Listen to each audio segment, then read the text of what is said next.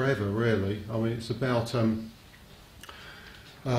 basically a lot of it's about organic electrically optic active materials, so using those instead of silicon for semiconductors. So it's about electronics based on those, or other people see it as electronics on plastic or flexible substrates. It's also electronics that's printed using low temperature processing. These organic materials, the good thing about them is they can be dissolved in solution and then printed, unlike silicon. And in reality, it's all of these.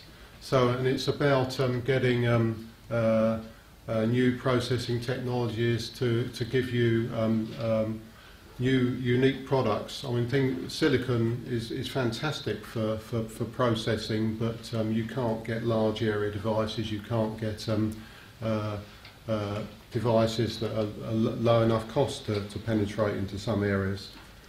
So, so why is there so much interest in this? Well, it's there's some huge figures here. So, I mean, the potential for sort of manufacturing, given the lower costs, given the new products it can deliver. I mean, there's a big error margin on these figures, but people are talking about a $40 billion market by 2020. And actually, at the moment, it's probably $1 or $2 billion.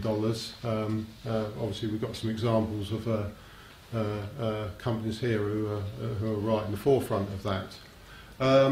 And some are new products. Well, you'll hear about that in the next few presentations. But things like rollable displays, people dream of rolling up a display in their pen and or in their phone. One of the problems with smartphones is that they display is too small, really, because you need to put it in your pocket.